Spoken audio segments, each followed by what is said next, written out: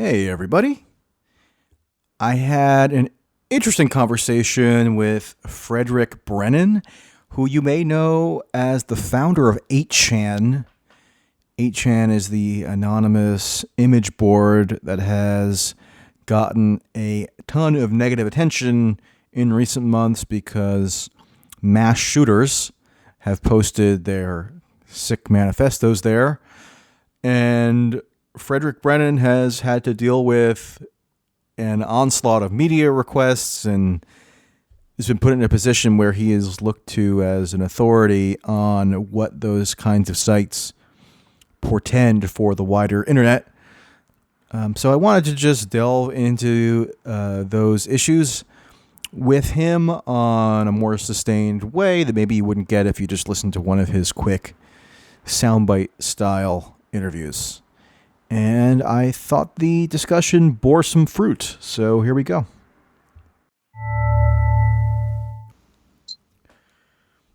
Okay, hello, Fredrick. Hi, how are you? I'm good. So, as we've discussed briefly off air, this conversation came about as a result of some random internet troll suggesting Yeah, suggesting that I had been looking for you or something, which is not true, but at the same time, it kind of facilitated a discussion that I thought could be potentially interesting. So it's maybe the only time in the history of the internet where a troll had a good idea. yeah, I would say that's accurate. Okay.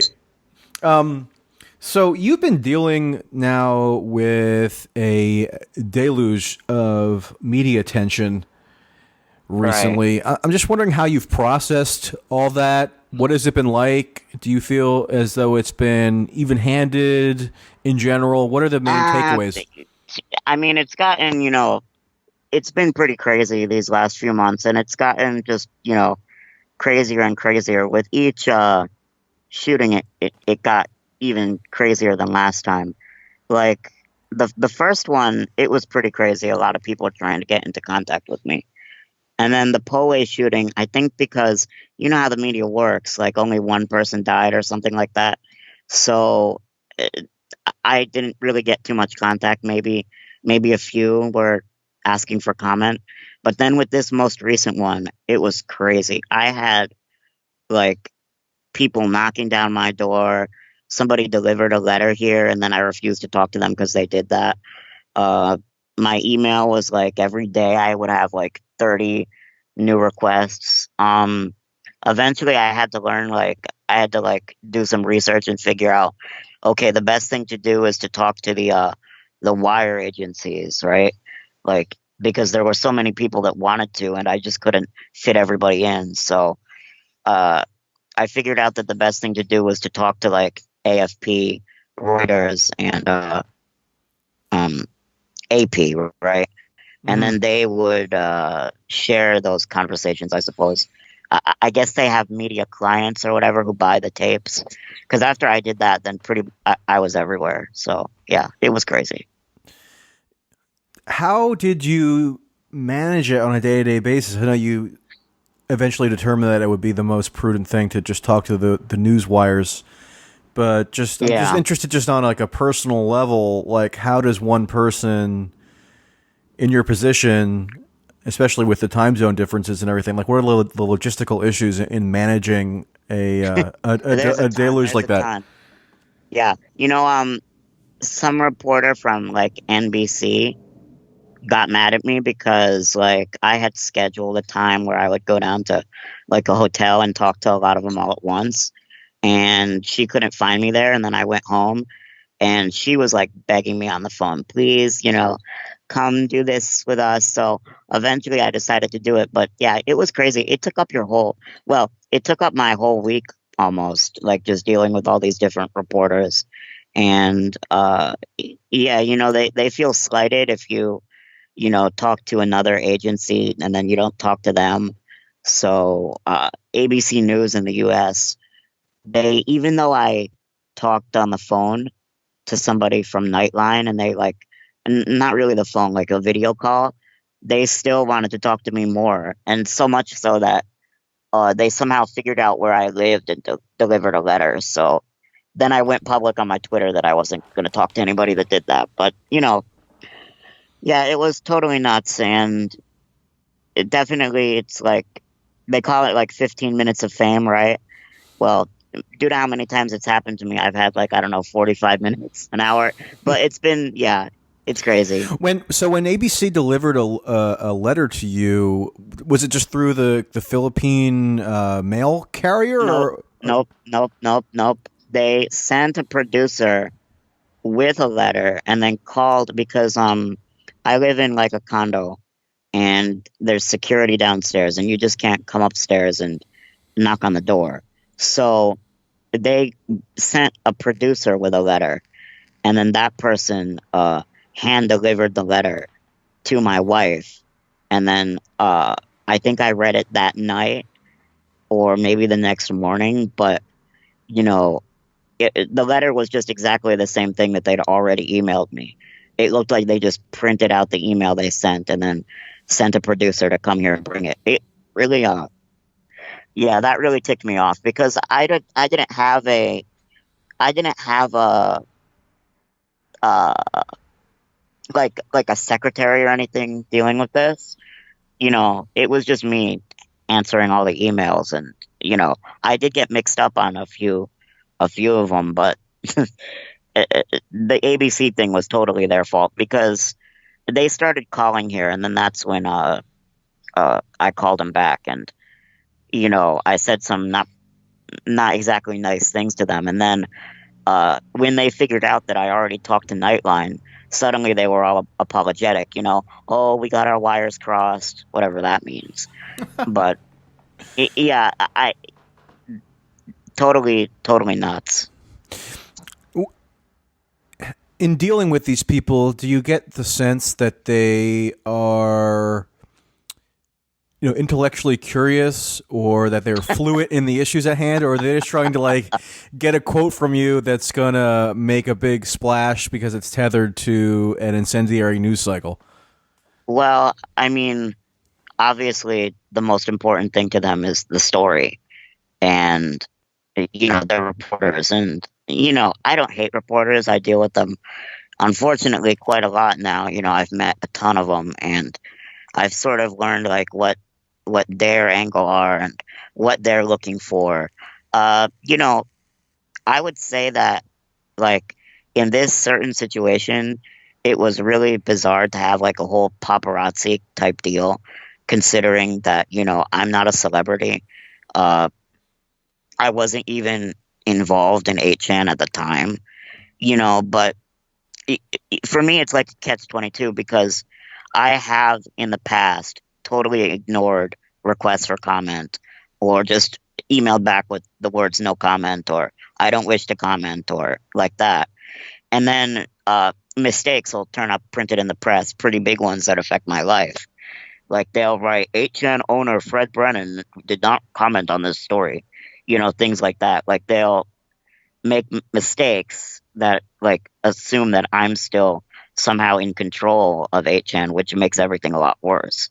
So in the most recent cycle, I just figured, all right, I have to talk to these people. Otherwise, there's going to be, tons of mistakes printed. I don't know if you saw what happened to Joshua Moon of Kiwi Farms. The New Zealand Herald printed that he was like a pedophile, and it was crazy because he didn't give them a comment, and that yeah, I would have to find the exact quote and show it to you, but it was something really nuts. Right. So Right. So that's why I feel like I always have to give comment, even though it takes up so much time. yeah, and you are kind of an unlikely candidate for a paparazzi rush. So there is something Yeah, like aren't I? It's darkly crazy. amusing about it. Yeah. Have you? And it's funny Yeah. because like so many, they all have like a Manila wing of their organization. There's CNN Philippines, and the AFP has like, they all have correspondents here. The BBC has a Philippine correspondent. So it's like pretty much anywhere you are in the world, if you're the subject of a media rush, they'll find you. It doesn't really matter where you live. I mean, I think even if I lived like out in the jungle, somebody would have found me somehow. What's the most common question that you've been asked to the point now where it's almost that your response is almost by rote? I mean, I have a guess, but I'm just curious what it would be. Yeah, it would just be like, do you regret having created 8chan? They always ask that. Like every single reporter I've seen. Yeah, and like, do you have just a reflexive response to that at this point that's almost rehearsed, or do you try to I answer mean, it in a unique yeah, way each time? I try to answer honestly. It's changed over time. Uh, at first I would tell them no because somebody else would have done it. But now my answer tends to be, I don't necessarily regret creating it, but I'm giving it to its current ownership. That's usually what I say. Mm-hmm. But I mean, there are times I regret creating it at all, of course, given what's happened. But mostly I regret just giving it to its current owners. Mm-hmm. And is there a question that you don't tend to be asked that you think would be illuminating about the situation? Yeah, I think that, they don't really tend to want to talk about like the systemic problems because I could go on for hours with them about like why these kind of sites turn out, how the internet works this way, what might happen, with different trade blocks. Because I know that, for example, what happened in New Zealand, the blocks against 8chan, Kiwi Farms, many other sites, that's a really interesting topic, given cyber sovereignty, things like that. Like, I'd much rather talk about, how things might change than harp on, like this specific one incident that, happened on 8chan. I agree that 8chan is really poorly run. And I also think that it should probably be shut down because of how poorly run it is. But it's just like, I feel like they don't really care about the fact that the way that the system exists right now will just cause, something else like 8chan to pop up. And yeah. And what's the like nutshell version of the core systemic problem? Like, if you could explain it in lay terms for somebody who's not familiar with the ins and outs. Yeah. What I would say is that the biggest problem is that we're trying to have one social media landscape for every country on earth. And that means that either the social media site that we're using has to be as strict as the most strict country. So either it has to follow all the rules of, and laws of, for example, Saudi Arabia, Qatar, places like that. Even Japan has some pretty strict speech codes. Or it has to be so liberal that it's going to piss off a ton of countries. And I feel like they're just going for like a mushy middle right now, and it's not pleasing, everybody. And I think that the idea that one social media site and everybody on Earth should just give their data to American companies, I don't know how long that's going to last. You know, it just seems like to me that there's no way to keep everybody happy. And, with incidents like the ones that are happening, where, for example, New Zealand police they want to know the IP and who everybody is who's distributing it. But then, many small internet providers, they don't feel like they should have to do that. And it weighs heavily on them because something that's legal in their country, the distribution of that for journalistic purposes, it could send people to jail for years in New Zealand. So, it just seems like I don't know how cyber sovereignty is going to play out, and that's something that they should really be investigating instead. Like, an open question for me is how long does the global internet have left? Because we see many countries no longer want to play by the global internet's rules, and they want to have their own social media site within their borders that they can raid if need be. You see what I mean? Right. So are you saying that like inconsistency of standards leads to people creating like fringe social media outlets that can then be used for nefarious purposes, or like what? Um, I mean, what I'm saying is that because the way that the internet is set up right now, if you set up a website in a very lax country, you don't have to follow the policies of, all of the more strict countries.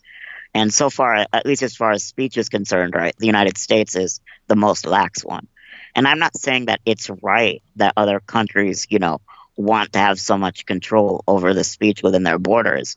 But the fact is that they do, and it very much upsets them that their legislature is just, basically impotent. They can pass whatever they want, but uh, it doesn't seem to really matter.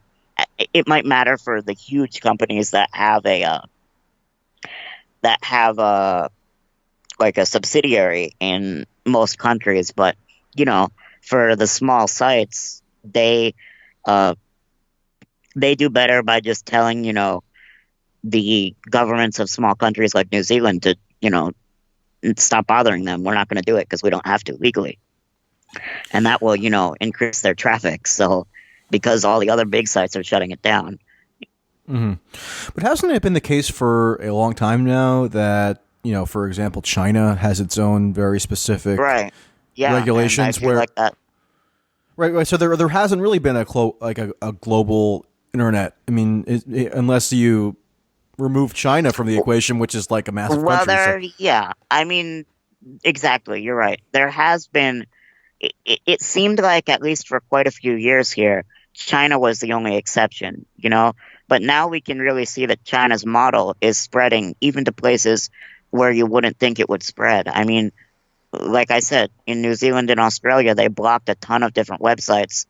You can check out the list. It has, of course, 8chan and Kiwi Farms, the main two, but there were a ton of other ones on there. can you just explain what Kiwi Farms is briefly, just if people don't know? Uh, yeah, it's like a gossip site, kind of. Y- I would think about it as like a gossip kind of column for the internet. People that the internet community finds interesting, exceptional individuals. They're kind of like the celebrities of Kiwi Farms, if you see what I mean. And Mm-hmm. then, yeah. And then, all the users on there basically just gossip about them, but mostly just based on, their public statements. Kiwi Farms has rules about like you can't chase these people down, you can't get in contact with them or you'll get banned. Of course you can't do anything criminal to try to get anything, you can't harass them, stuff like that. A good example of that would be the Jonathan Yaniv case. He's one of their favorite individuals to monitor and keep tabs on. And they don't harass him. Somebody who lives in his building can hear public things that he does. Like he'll get in screaming matches or, he'll ride on the public streets on his little go kart. Uh, I don't know. People say he's not actually disabled, but anyway, so yeah, and because of that, Kiwi Farms has been a place where when there's been, an event like this elsewhere, like for example, what happened on 8chan, right? People will repost it there for journalistic reasons. They will say like, wow, look at what just happened. This manifesto came out. And then of course the New Zealand police will try to get, information out of them, but they have no reason to give it. It would just really upset their users and it wouldn't do, anybody any good. I mean, because what they're doing is totally legal in almost every country. It's just journalism.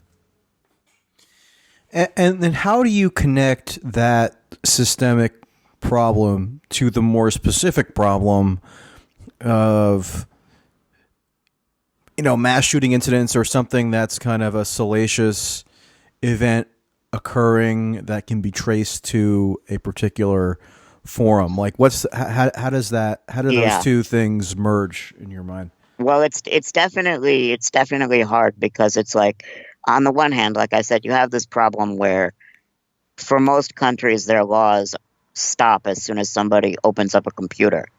So, and it's just up to corporations and individual people whether or not they're going to decide to follow the law of a country that they don't live in.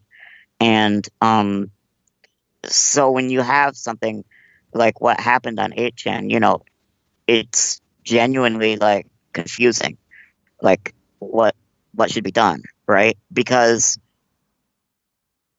at the one point, right, 8chan has no connections to New Zealand, and they didn't delete the original Christchurch post. Only after that did they start deciding that they were going to delete posts like that, but it wasn't originally, against their rules, which obviously made everybody in New Zealand extremely angry. You know, everybody in New Zealand pretty much knows like the name of 8chan and stuff like that, and they all, they hate it. Right. Have you what has been, and I shouldn't make light of this obviously, but what has been your dealings in particular with the New Zealand media? Like, how have they treated you, or how have you? What's been your Yeah, approach with them?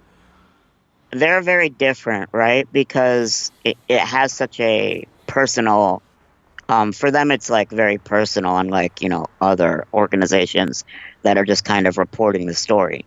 I talked to a few of them and you can tell like they're really grappling with this issue, like of what to do about internet companies outside their borders, and it's really agonizing to a lot of them, I can tell, because it's like if this had happened in another country that was already on like the brink of authoritarianism, it wouldn't have been a big deal to just block, a ton of sites. Most people in that country would probably be too scared to even, raise a complaint, and it would have been, pretty much nothing. Like if it had happened, for example, even, uh, Thailand, which is, like an absolute monarchy, and there are press problems, things like that, you know, I'm sure that the Thai government would have just, if you don't want to, play ball with us, we'll just block you guys. But in New Zealand, they, pride themselves on their, Western kind of system, their democratic common law kind of system. So, when you talk to them, you can tell like they're just trying to figure out what to do because most, small providers, they don't feel like they have to do anything. And yeah. Yeah. So I want to step back for a second and ask you on a more almost theoretical level what it is about these types of forums that lend themselves to the sort of incubation of reactionary thought. Because I, in my adolescence, took part in online message boards, never 4chan or 8chan, but I was sort of Right. peripherally aware of them. There were always kind of wars breaking out between something awful and 4chan and such. And, Yeah.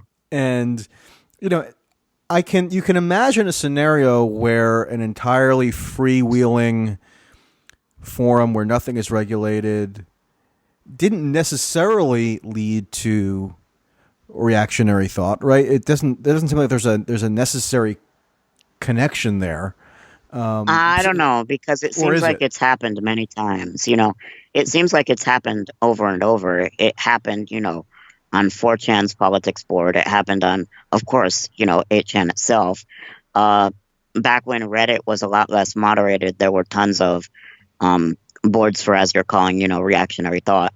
But right now they're clamping down so hard that the Donald is thinking, like, which is um, a board that is about a president that like 40% of Americans support. They're worried that they're going to get banned. Uh, so I would say that, they do pretty much tend to what you're calling reactionary thought. I guess one reason would be that it's just so easy to be racist on these boards. There's no connection between one post and another post. Everything is anonymous unless the user specifically chooses to put a name, which hardly anyone ever does. So it's so easy to make racist jokes, and then people who would be offended by racist jokes, they don't want to go there. And then, over time, the jokes start turning into serious ideology and, serious actual propaganda. Uh, so a board that completely doesn't have any rules and it's just supposed to be about politics, I mean, I don't see any other way than it turning into like a Nazi stronghold, to be honest. So I guess the question then is, what is it about reactionary thought that is so uniquely suited to these anonymous expressions? Because again, just as a thought experiment, right? I can Right. sort of conceive of some like underground, left-wing anonymous community, of which I'm sure there are some, but they Yeah, don't there get, are. but There they don't, are. but they don't get as much attention, right? Where, Yeah. where people kind of use the veil of anonymity to explore some maybe extreme ideas and even be a less quote unquote politically correct. But it seems as though that Yeah, and 8chan had many boards, and one of them was called a lefty poll, which is almost exactly what you're trying to talk about. It was a left wing version of the politics board. But in order to try to keep it that way, they were always having to, the people that were managing that board, they were always having to try to, block users who were just engaging in, gratuitous racism, things like that. You can go back and check whatever the rules of lefty poll were. I don't remember exactly. But yeah, I feel like if it's just going to be a generic politics board, though, it will always tend that way. Because on 8chan, the lefty poll board, I think it was like 1/10 the size in terms of users. So it just seems easy for me for, uh, you know, far right individuals with those kind of political beliefs to come into a community, and then pretty soon, once they're the majority, who else is going to want to go there? So yeah. mm-hmm. And I don't necessarily know that I have the answer to what it is, like what it is about right wing thought in particular. I guess that, it's more entertaining and people find it more funny to mock, uh, for example, ethnic minorities and women than to, go after billionaires and capitalists. I guess that's all I could say. It's just far right uh, trolls and people like that. They just, because they have so many more targets that are so much more, like public. You know what I mean? That, and racism is so much taboo in society also than going after, a billionaire. That it just leads to left wing people not wanting to be around gratuitous racism. So it seems like, yeah, it seems like the left wing people kind of self deport, because they don't want to be in that community, and who can blame them, right? Mm-hmm.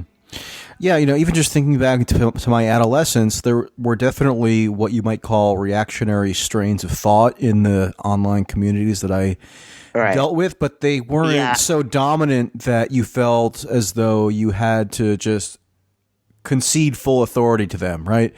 But Right. maybe I think over time mostly. they kind of like almost developed a monopolistic power over the way those boards were run. Yeah. Yeah, and I was using, the 4chan and 8chan boards for a long time. And on 4chan, in the beginning, it didn't used to be all Nazis. I saw how they slowly became the majority over time. In the beginning, there were a lot more like libertarians, your kind of Ron Paul people, like Reason.tv, that kind of crowd.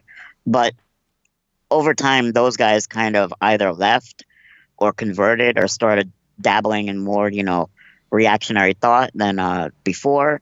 I mean, you've seen even guys like Stefan Molyneux, right? he's now like a full blown Trump supporter. But in his early videos, he used to always be totally against the government, calling for anarchy, calling for anarcho capitalism. And these days, he seems like he's one of Trump's biggest supporters, at least most of the time. Sometimes he'll make a video that's, I don't like that Trump did this. But most of the time, he seems to be kind of in support of Trump. And I would say that, the way that Molyneux changed is a way that a lot of communities on the internet changed also, that were used to be, dominated by libertarians. They kind of became, more reactionary. And I even remember on the politics board on 4chan, it used to be that you would see, left-wing users there, but there are still, pockets sometimes. Like they'll make their own thread, but it's very rare compared to how it was in like 2000, 12, 13. Yeah, you're right that 10 years ago, for example, libertarianism probably would have been the dominant ideological tendency in those online spaces. Yeah. And there was an evolution. And so I wonder if it's sort of like a chicken or the egg scenario. Is there something just in the broader zeitgeist, whether online or off, that sort of precipitated that shift or furthered it along? Or was it some kind of internet specific evolution? Was it just something more broad in the culture? You can't really pinpoint exactly what led to another. One thing I might say is that because there's no usernames at all, people can very quickly on 8chan just change their thought about something. Nobody is going to go back in their old posts and say, hey, you're a hypocrite, you used to write this and now you're writing this. It's not like there's any users on 8chan that are like popular or famous, or they're always posting and everybody knows their username. And so it's much easier for them to, as you say, follow the zeitgeist, follow the political winds, and change their beliefs and ideas. But meanwhile, somebody who has a username, and yes, they can make a new account, but, humans are irrational and very tied to their internet points. And even though those points are totally meaningless, they will not want to give them up if they don't have to. And so I think that will cause them to either, politically change much more slowly than somebody who is anonymous and who just watches the YouTube video, has his mind changed about something, and then that's it. He'll never go back to what he thought before, if you get what I mean. Mm-hmm. Like what percentage of the shift, based on your observations, do you attribute to Trump in particular? Meaning, these people may have found something about Trump that they vaguely liked and were drawn to, and therefore sort of modified their ostensible political inclinations to accord with whatever the Trump phenomenon represented in their minds. Yeah, I would say it was a lot. Trump proved quite popular on these communities, much more so than you would have thought. I mean, for example, Reddit's the Donald community sprang up and became extremely popular out of like nothing. I guess people just were extremely drawn to him. And, I noticed that he kind of changed the landscape of a lot of these, image boards where things that hadn't really been a big topic before, suddenly became a very important topic. And of course, he said certain things that kind of pandered to a lot of people on the right who had never heard, a presidential candidate say anything like that. For example, Trump's proposed a Muslim ban, the proposal to do a mass deportation. A lot of white nationalist types, even, I'm not saying Trump is a white nationalist, but that is something that a white nationalist would want to do as part of a broader agenda.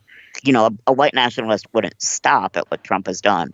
But of course, the first steps of a white nationalist president, if there were to be one, would be some of the things that Trump did. Mm-hmm. And, some of those things haven't even necessarily come to pass, or at least to full fruition. So a lot of white nationalists are like pretty sour on Trump at this point. Yeah. I'm just talking about during like the campaign. when a lot of them were like fully behind Trump. It was because of that. Now, when Trump actually got in office and he didn't really, fight as hard as they believe he could have. I mean, even Ann Coulter, who I wouldn't necessarily say is a white nationalist, right? She's even sour on Trump. So if she's sour, of course, everybody to the right of her is sour. So, Right. um, yeah, but I'm just saying people believed in Trump when he was saying those things, and they believed that they would actually come to pass in a full way. You know what I mean? Like Yeah. people weren't expecting Trump to get into power and then to kind of half-ass, some of the things, and then when it didn't come to pass, just shrug his shoulders and move on to tax cuts. That's not what they were expecting. Right. And during during the campaign, Trump was sort of unique in that he dabbled in what you might call the underweb, like the conspiracy tinged outlets like World Net Daily. I mean, that kind of informed his Yeah, worldview. He was on the Alex Jones show, so he had sort of an yeah, affinity. he was really good at tapping into that community and convincing, people who were on the right broadly to get behind him. He was very good at throwing away the Mitt Romneys and the John McCains and saying, I'm not like these guys. I am going to actually, institute huge reforms and actually, his slogan was make America great again. But meanwhile, people like Mitt Romney would say America's already great. We just need some more tax cuts. It was just a totally different way of thinking. Yeah. I'm sort of curious in your earlier formative stages, right?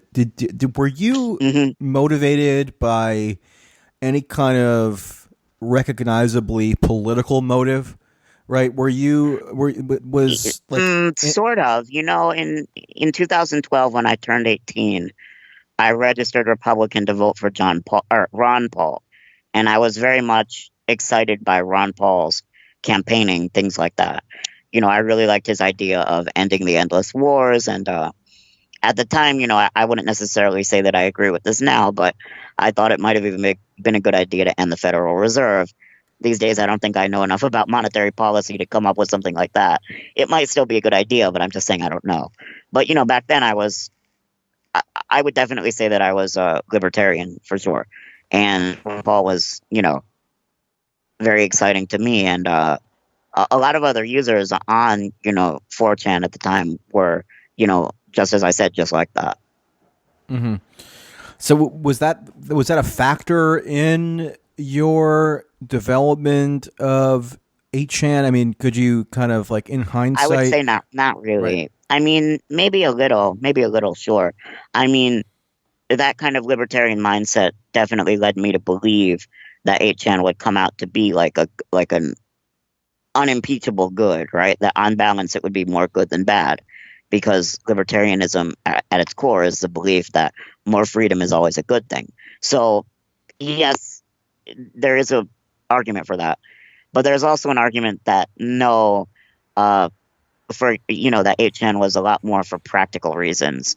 Like at the time, I had like a little side business where I was adding features to the image board software that 8chan uses called ViChan.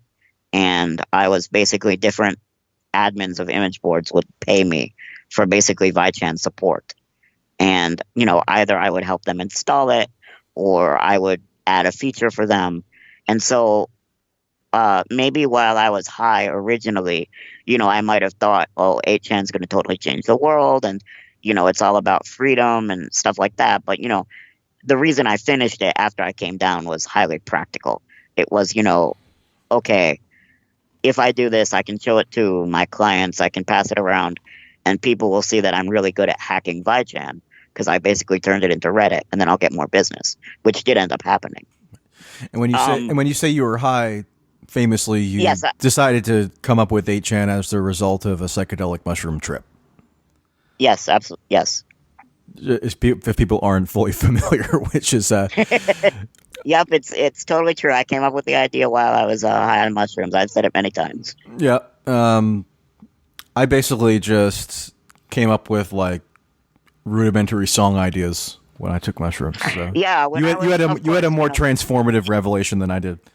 Yeah, of course, the whole trip wasn't about that, but that Right. was one of the things that I always tend to talk about because that's what, like, it's a tangible thing that came out of it.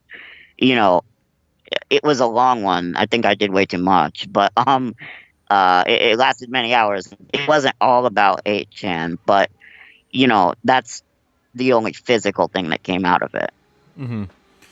Have you continued to do psychedelics since, or has it just been that Uh, one experience? I a little bit, but I haven't in like many years.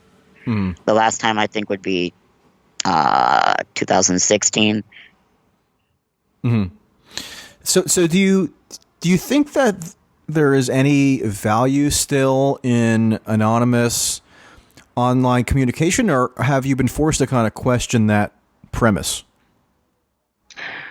Well, I question it a little bit, but what I always try to say is the main reason that I disagree with keeping 8chan online is because I don't think it's being operated in good faith totally. I find a lot of things that happened, after these multiple shootings to have been in bad faith. I think that the way that Ronald Watkins and Jim Watkins handled it was very poor. Um, they're joking around on Twitter about, oh, we're going to just teleport to the location of a poster, with a little picture of the Pokemon Abra. That's just not funny to me. It's not a good look to mock, people who are asking you to do more after a mass shooting. You know what I mean? Even if you think they're wrong, it's not a good look to just totally just mock them.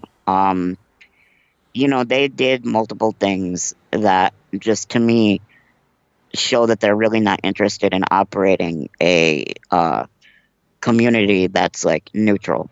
They put Trump ads all over 8chan. They ran a website called the Goldwater, which was full of verifiable fake news, including an article about Nibiru, Planet X, which was supposed to destroy the world in a certain month, and that did not happen. The Goldwater was full of nonsense like that.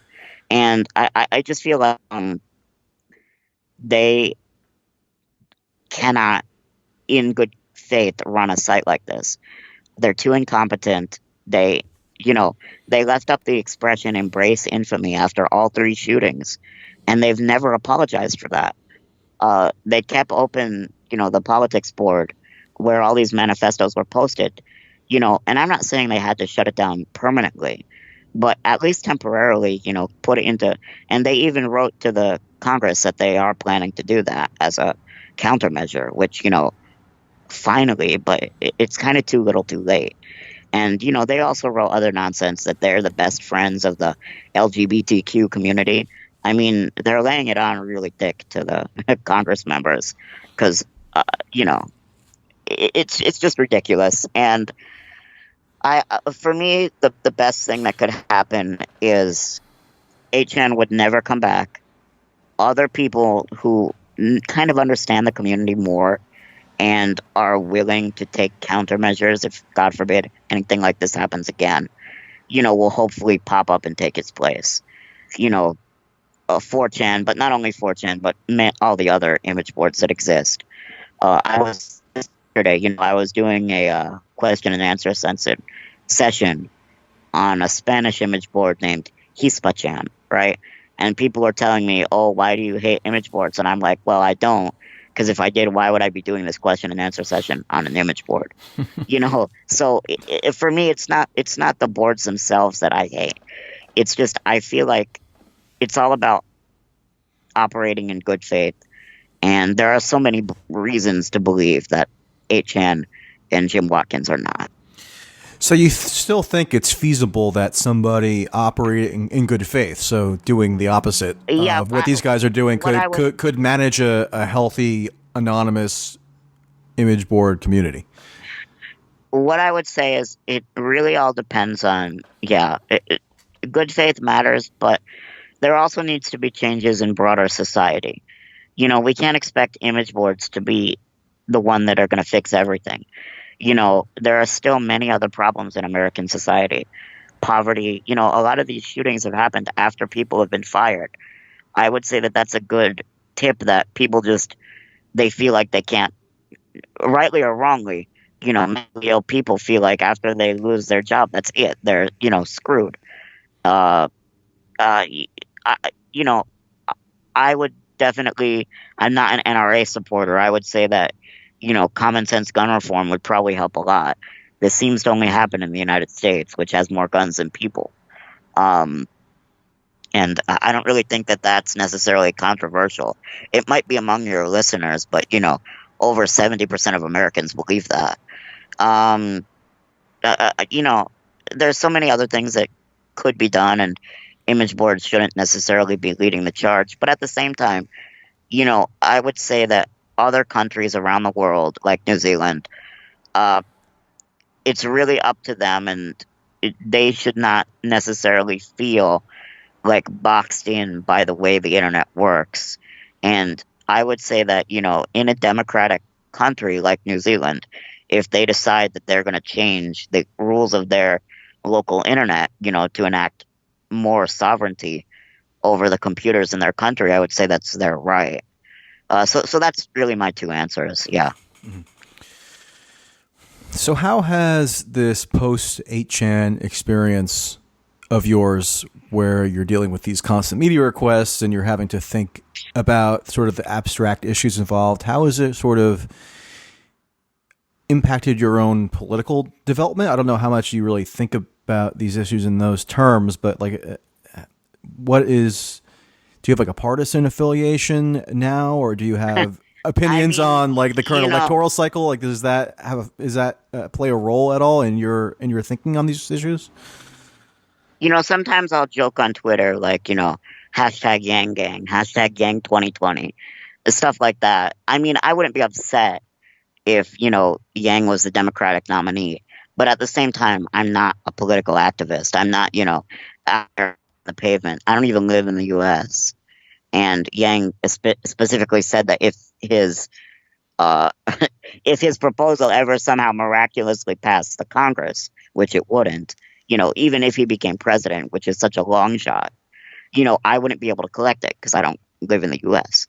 So I don't necessarily think that I have a partisan affiliation. I believe a lot of different things. But you could still, I believe that the endless you could still vote in the U.S., right? Yeah. What you have to do is you have to mail in a ballot as an overseas voter if you want to vote. Right. I think you can also go to an embassy and give it to them, but it's much easier to just mail in a ballot. Right. When I was in the embassy for an unrelated reason during the 2018 midterm election, and I saw a man there who was talking pretty loud. You walk to the window, and if you're quiet, nobody can hear what you're talking about. I think he might have been hard of hearing or whatever. And he was talking pretty loud, so I could hear, everything he was saying. And he gave his ballot to the lady, and then I think she processed it somehow. So it's still possible to vote. Yeah, that's what I'm saying. So you were kind of expanding on your personal political beliefs. Yeah. No. Politics is really not the most important thing to me. I know for a lot of people it's kind of like replacing religion, which to me is kind of scary. That political beliefs are becoming that important to people. It wouldn't. I would just judge these candidates on their individual issues, and I don't necessarily think that I'm, either totally left or totally right. I think that, for example, right, like I'm a Christian, I'm against abortion, but I also like unions, and I would think it would be a good thing if there was more unionization and, um, an expanded welfare programs in the U.S. for poor people. I was working poor in the United States. My family was. So, yeah. So where does that put me on the political affiliation, right? There's no partisan group that really believes that because, the Democrats are just crazy pro-abortion. And, the Republicans are just always just want to lower taxes and quote unquote make America great again. But they seem to be forgetting that, in the 50s and 60s, the marginal tax rates were so much higher. And most people worked in union jobs. So it's like, yeah, I don't feel like I really necessarily totally fit into the duality in the U.S. And I would say that I would like to see a system kind of like Israel's. I think Israel has one of the best political systems because of the way the party system works. And that would be much better than the left right false paradigm in the U.S. Mm. Well, Israel also has occupied territories which don't have a full say in the political system, but that's another subject. Yeah, no. Yeah, I'm just saying, okay, like if you just look at Israel's constitution and political system, I like it. Right. The way that because it allows lots of small parties to flourish in a way that the American system doesn't. Yeah, and then they can enter, then they can enter coalition with the governing party. Yeah, and that kind of thing. Like I'm not trying to make a statement on Israel's, territories or whatever. I'm just saying I kind of have followed the two elections, and I think that their Knesset system is kind of genius. That's my opinion. Mm-hmm. So I'm also curious what your current internet consumption habits are like. Like, has your definitely they've changed a lot since I was a kid. How so? Yeah, as a kid I could easily spend 10 hours a day on 8chan or 4chan back then. And then of course while I was managing 8chan I was on it all the time. So it's definitely way different. These days I try to cut down on all social media, and I consider image boards to be just a form of social media. I know that offends some people that have been on them for a while, but they kind of are like a form of social media. I try to cut down on it. I try to do actual productive work on the computer, and I don't really think tweeting is that productive. I do tweet when I think it's necessary, when I have information that I think the world should see about 8chan, but these, for me, it's much more important to work on what I've been, working on as far as my programming stuff. So, why are people offended when image boards get lumped into the broader social media category? Yeah, that's a good question. I think it's just image board users. They kind of feel like they're like a special tribe, and they feel that it's them and the normies, right? And when you lump everybody together, it's like you're just saying that them and the normies, so-called, right, are indistinguishable. Like them and then a woman that spends all day on Instagram taking pictures of her butt, right? You're just saying that they're the same. And I think that's what offends them, right? Because they feel better, like superior to these social media sites like Twitter, Facebook, Instagram. Mm-hmm. and you think that's a false sense of superiority? It definitely, I think it's a false sense of superiority. Yeah, for sure. Because getting your post replied to on 8chan, getting 100 or so replies to your post, that makes an 8chan user feel as good as, a woman who gets 100 likes on her butt picture. It's really not that different. Have you ever considered taking selfies on Instagram? No. I don't even have an Instagram. Okay. The only social media that I use like under my name, at least right now, has been like Twitter. I have a Facebook too, but I don't really post anything. I just use it for Messenger. Mm-hmm. I don't use Instagram either, but if you started one up, I'd consider getting involved. Yeah, it requires you to take a lot of photos, and I'm not really like that. Right. I think it requires either you to have like to have a popular Instagram. You've got to have like a very eventful life, and I pretty much live in the same room all year, so I don't think my Instagram would be that popular. Hundreds of pictures of my dog, maybe. Right. So I have to ask, as we wind down a little bit here, I saw that you did an interview with a podcast about these like QAnon chroniclers. Yeah. What is the story there, as far as you can tell, with whoever or whatever the group of people is behind Q, like being in contact with the people who currently run 8chan? Like, what do you Yeah, it's a crazy what do you know? story. What do It's you a know crazy. about that? Because like people are gonna, I'm Yeah. sure, flip Okay. out Yeah, constantly when they hear about that. it's a crazy story. What I would say is, and okay, there's a strategy among 8chan's admins to get user numbers up. And that is whenever you see something being banned on another site, and to give them credit, they did not start this strategy. Like, I was the one that first did this with Gamergate, right? So whenever they see a topic that's getting blocked all over the internet, they will try to get those people to come to 8chan to boost numbers. Because the point of 8chan is supposed to, it's like the ClearNet message board of last resort, if you see what I mean. If you're getting banned on every other site, 8chan is pretty much the only one that's going to allow you, unless you're just totally breaking the law, in which case you're going to have to retreat into, darknet networks, or just, not post it at all. But 8chan, as the way that, it kind of ran, and a lot of that in some ways is my fault. It's the site of last resort for all these, you know, different people. So when the QAnon stuff got banned from the politics board on 4chan, they saw how popular it was and they saw an opportunity. And so uh, there's this, board on 8chan called Q Research, and Ronald Watkins wrote software especially for Q so that Q would be able to securely post and everybody could identify that the post was from Q. They called it super secure trip codes because a trip code on 4chan and 8chan is not at all secure. Anybody with a graphics card that was made in the last 5 years can break a complete 4chan or 8chan regular trip code in a few hours only. So they needed to make a new system for Q so that nobody could break his trip code. And, Ronald Watkins did that.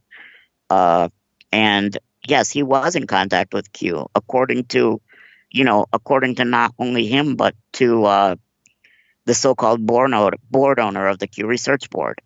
And I don't think that he knows who Q really is, but somehow he believed that Q was somehow in contact with him either via email or via telegram. I have no idea what the method of communication was because, I wasn't working on 8chan at that time. All Ronald Watkins wanted from me was for me to look at the code that he did to add the super secure trip codes and to tell him whether or not, because I obviously have a lot of experience with 8chan software. So he just wanted me to look at the patch and say, like, is this good? Will users find a way to break it or will they not?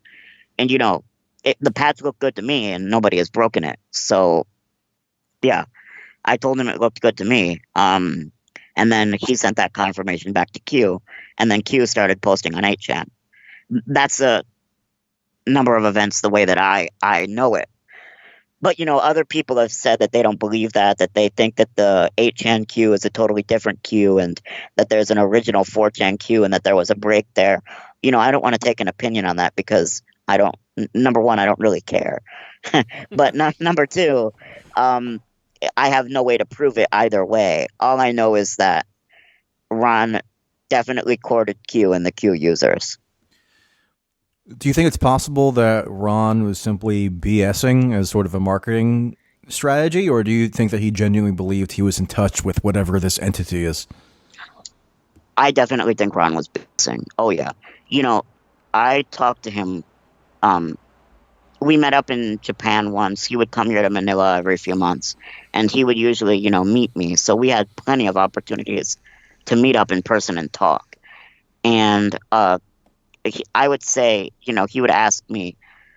Sometimes I would ask him questions. There was a documentary filmmaker when I was totally leaving the company.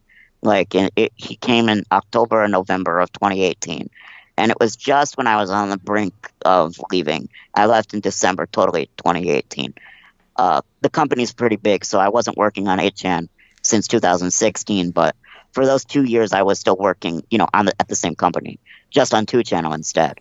So I did have an opportunity because this documentary filmmaker was asking us a lot of questions about Q. So it's like Ronald wanted to talk to me to just see what I was going to say, right? And, at that time, I asked Ron, like if he really necessarily believes in Q. And he didn't give me a yes or no answer, but he just said, let people have some fun. And I think Ron's mentality is really, these boomers are all going to have dementia with or without Q. I don't, I don't want to be that mean about it, but he feels like these crazy boomers are going to exist with or without Q and with or without 8chan. So as long as they exist, why not let them post on 8chan? That seemed to be his mentality to me. And, that mentality was the same thing I took on Gamergate. I thought, well, these people are going to exist with or without 8chan. They may as well post here. So he's doing basically the same thing I did with Gamergate. I didn't care about the Gamergate issues. Like, I know that a lot of people did, and more power to you. And I know that, there were a lot of leaks of ethical problems. I know about, like, deep freeze, things like that. That site that lists every ethical breach that anonymous users found. And I'm not trying to poo-poo that, but I'm just saying I'm not a gamer and I didn't care. I just saw it as a way to increase the number of users. And for me, I think that's how Ron feels about Q. But I feel like Jim is genuinely a bit senile, and I think he might believe in Q, at least to a degree. Right. And there are probably there are probably gradations in the extent to which one actually quote unquote believes in Q. Yeah. But are boomers really the target audience for like following breathlessly the developments in the Q saga on 8chan? I mean, I feel like that's interesting question. Yeah, of course, originally, no, boomers were not the target audience. It was, the young cohort of the politics board on 4chan. There weren't really a lot of boomers on 4chan, and there still aren't.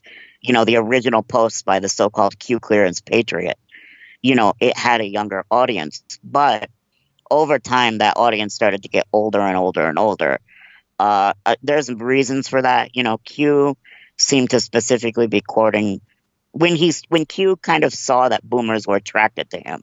He kind of wanted to increase that user base instead of the younger user base, and the younger, more internet savvy people. Q has made many, many, many slip ups. He's posted stock images and said that they were from the secret military. He's posted. I don't have to disprove Q to you. Whatever the secret military means. Yeah. The secret military intelligence operation, so called. Right. I don't have to disprove Q to you. There's so many reasons to know that Q is totally a fake, and I feel like Q saw that he was having a hard time with younger people who could easily see through his BS, but older people just seemed very attracted to Q. We call them conspiracy boomers. There are a lot of them. So, yeah, it's interesting because I guess 8chan or the Q promoters detected maybe that their audience was waning somewhat, so they had to figure out a way to infiltrate into different demographics. So they had to like almost make it like almost appeal to older people in the way that kind of just Facebook rants appeal to them. And I'm not saying that there are no young Q believers right now. That's not what I'm saying. It's just the majority are over 55. Right. So you mentioned this congressional subpoena that 8chan responded to, and they submitted like a statement 2 days ago to the Homeland Security Committee. What's your takeaway from how that has transpired? Have you been in touch with any of these congressional investigators at all? Have they sought you out? I have been in touch with a few congressional staffers, but I can't really talk about what we talked about just because I don't want to impugn any investigation that's going on. But yes, I have been in touch with a few staffers. Did they ask you not to say anything publicly about it? Yes, specifically I was asked not to talk about what we discussed. Hmm. And do you think that's a reasonable request? I do, and after the Congress wraps up whatever investigation it's doing, I'm happy to talk about anything we talked about. But I just want to give them some time. I was told things that are kind of private, so I don't want to let anything out. At least not right now. Yeah. Okay. Well, this was very interesting. Do you have any All final right, thoughts? great. Yeah. Anything I didn't touch on that you think is relevant? My final thought is that if HN was well run in the first place, there is nothing I can do to, get it taken down. And a lot of people are just blaming me, a lot of HN's users. But what I would say to them is that you should use this time wisely to build a more resilient community than HN, a community that's better run than HN, a community that's actually run by a person who knows the community, like one of your fellow people instead of Jim Watkins, who is, he's for all of his. I know a lot of people like him, but he is, he's not the kind of person that is like the typical HN user. He's older. He is more like a Q boomer than like, a typical HN user. So I would say to people, a lot of you are using this time wisely to build more resilient communities, to build communities that are not going to be filled with incitements to violence, that are not going to be filled with, white nationalist domestic terrorists and people that are supporting and praising them. So I would say that, any project that is working on building a more resilient board and things like that, I think is the better way to go. I know of a few of them. There's, Bunker Chan, VCH.moe, GU, no, JULAY.world. I don't know why they have such funny domain names. Don't ask me, but there are a lot of them, and I would just hope that HN users would be smart enough to support these communities instead of, go back to HN whenever it comes back, if it ever does, God forbid, because HN is it's a tarnished brand, and it's hated by the entire world, including its founder. It's run by somebody who has no regard for all of the attacks that have happened and all of the problems that HN has. So yeah, that would be my final thought. Thank you for letting me repeat it. Sure. I mean, I have to just add another question though, because something occurs to me. Yeah, okay. If somebody who is interested in forging a more resilient community, as you put it, does so, isn't it pretty likely that it would just sort of reach the same almost natural endpoint given what we discussed earlier about how these online spaces tend to almost ineluctably gravitate toward the reactionary political Perhaps, kind of and play acting? perhaps, and that's why I would say that those who come after HN should be willing to make um to do obvious countermeasures that any image board admin can do. They should be willing to take down the politics board temporarily if, God forbid, there's a terrorist attack. They should be willing to operate in a neutral way and to not advertise, political beliefs on the board, to not run a so-called news website, which is just full of fake news.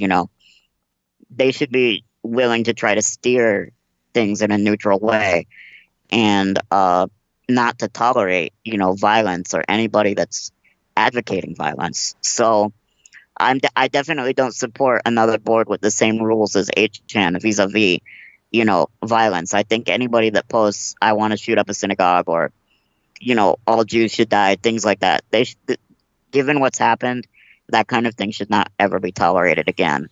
And I'm not even, necessarily saying that I'm in contact with every image board admin, because I'm not. Some of the ones I listed, I don't even know who runs them. But I would say that, Cloudflare has done a good thing by kind of resetting the market. And I think that the communities that ultimately come out of this are going to be much better run, and the rules are going to be much more logical. And yeah, it'll be better for everybody, including 8chan's own users. So you didn't have any speech-related concerns with CloudFlare revoking the hosting of 8chan? Like there was no You know, implications there a that you thought little. might be worrisome? I can see why people think that, but I really think that Matthew Prince put it really well, that 8chan was lawless. And that's just another way of saying that Jim Watkins is acting in bad faith.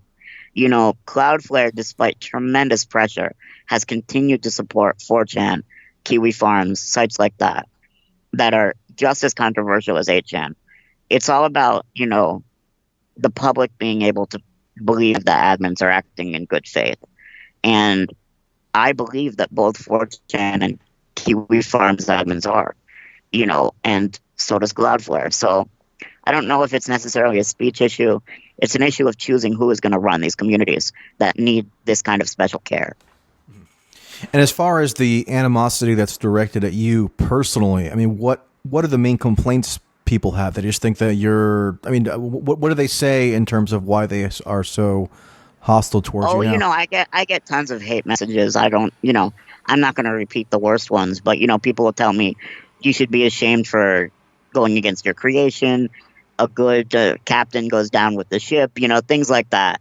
And I don't really care what, you know, different trolls and people have to say to me. I have been trolled constantly throughout my life. When I was 8chan's admin, believe it or not, it was even harder being 8chan's admin than being against 8chan. Because when you're the admin, you have hate on both sides, from the users and then from everybody that hates 8chan. So, because the users always want, you know, new features, or they think you did something wrong on a certain board, you know, you ruled a certain way, or yeah. So the hate that I'm receiving now from good old Twitter trolls is, you know, no big deal to me. Maybe you should conduct seminars for journalists on how to withstand trolling, because a lot of them have trouble dealing with it. Yeah, maybe I could, you know, that might be a good idea. I'm actually like semi-serious about that because it actually is a big problem. Yeah. Yeah, you know, somebody, you know, one of the people that's highly involved in 8chan, he posted my docs and then he tried to delete it really fast. And, you know, that didn't bother me at all, but only because I'm so used to it. You know, that's like the third time in my life I've had my docs published, and that wasn't even a recent docs. So, you know, the first time I remember how upset I was. But, you know, over time, doing this kind of stuff, you learn, you know, what to do to make a docs not worth anything. You know what I mean? So yeah, you know, maybe I should really run seminars, and I take it as a actually good idea. The problem is, you know, I don't live in the US and it's hard for me to travel, but you know, I'll think about it. Yeah. And, you know, I mentioned my own history on message boards and stuff. Not 4chan or 8chan for anybody who wants to accuse me of that. But, you know, when especially you spend a formative stage of your adolescence getting trolled, you know, it kind of ingrains something in your psyche that makes you a little bit more resistant to trolling that happens when you're an adult and, you know, you're in the journalistic sphere, as I am, which comes with it much trolling on a daily basis. So maybe there is some value there. Somebody drew this cartoon of me being thrown down the stairs, and I know that if I was younger, that would have affected me like a lot. But my reply to that was like almost instant. I just wrote back, the only thing getting thrown down the stairs is, you know, 8chan servers. Like, it didn't affect me at all, but, you know, at an earlier part of my life, I know it would have. So it definitely does make you more resilient. Yeah. Okay. Well, thank you again for doing this. I thought it was very illuminating. I don't know how many. No problem. I don't know how many 8chan users listen to this podcast. Probably not that many, I would think. But if there are any, yeah. But the podcast is cool. You've done like interviews with like the Jacobin editor, and let's see, I saw another one. You've done a lot of cool interviews, so thank you. Thanks for the opportunity. Yeah, thank you, and maybe we'll talk again sometime. All right, great. All right, bye. Bye. Okay, there you have it. Hope you found that edifying, as usual. Please consider a contribution on Patreon or PayPal, the information for which is always in the description boxes where you receive this content. and I will talk to you later.